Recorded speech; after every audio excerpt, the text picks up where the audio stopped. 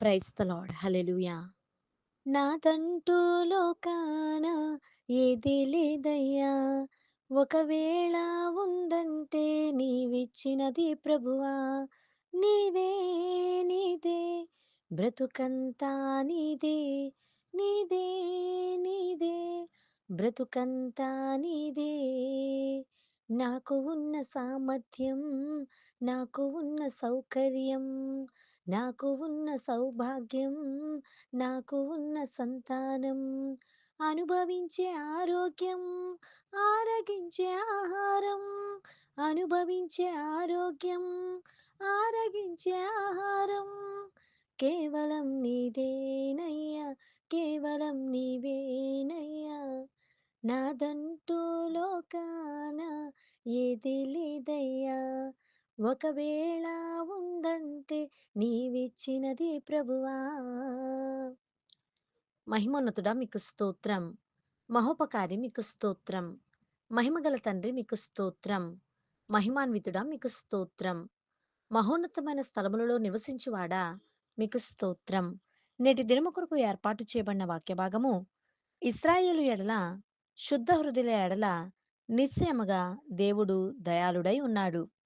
కీర్తనల గ్రంథము 73వ అధ్యాయము 1వ వచనము. దేవాతి దేవుడు గురించి, ఆయన చూపించే కృపను గురించి, ఆయన చూపించే వాత్సల్యతను గురించి ఆసాపు కీర్తన ఈ విధముగా వ్రాస్తూ ఉన్నారు. ఇశ్రాయేలుల ఎడల అనగా దేవుడు ఎన్నుకున్న ప్రజల ఎడల దేవుడు నిశ్చయించుకుని వారి పట్ల కార్యమును సఫలము చేసే దేవుడని మనము ఎరిగి ఉండాలి. శుద్ధ హృదయుల ఎడల అంటే శుద్ధ హృదయము ఇచ్చిన వారి ఎడల, శుద్ధ హృదయముతో జీవించు వారి ఎడల దేవుడు నిత్యముగా దయాళుడై ఉండి వారి పరిస్థితిని చక్కబెట్టి ప్రతి సమయమందును ప్రతి కార్యమందును వారందరికీ కూడా తన దయను కురిపిస్తూ ఎల్లవేళలా భయమును వారి యొద్ద నుండి తీసివేసి వారికి తన దయ కృప వాత్సల్యాన్నిచ్చి ముందుకు నడిపిస్తాడు అని దేవుని వాక్కు సెలవిస్తూ ఉన్నది. శుద్ధ హృదయుల దేవుణ్ణి ఆరాధించేవారు శుద్ధ హృదయంతో ఆరాధించాలని వాక్య భాగం సెలవిస్తూ ఉన్నది.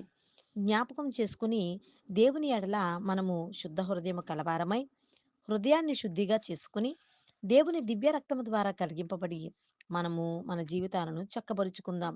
అతి ధన్యత ఆ పరిశుద్ధాత్ముడు మనందరికీ అనుగ్రహించును గాక. శుద్ధ హృదయము శుద్ధి గలవారు ధన్యులు, వారి దేవుణ్ణి చూచెదరు అని దేవుని వాక్కు మాట్లాడుతూ ఉన్నది. శుద్ధ హృదయముతో సమాధానము గలదానవై జీవిస్తూ దేవుని కృపను కనికరమును పొందుకుందాం. అట్టి కాపుదల దీవెన దేవుడు మనకు అనుగ్రహించునుగాక. ఆమేన్. ప్రార్థన. శుద్ధ హృదయాన్ని కలుగజేసే శక్తిమంతుడా మీకు స్తోత్రం. మా ఎడల నీకున్న తలంపులు బహు విస్తారములు కనుక నీ చిత్తము చొప్పున నడిచే భాగ్యమును మా అందరికీ అనుగ్రహించుము తండ్రి. ఆమేన్.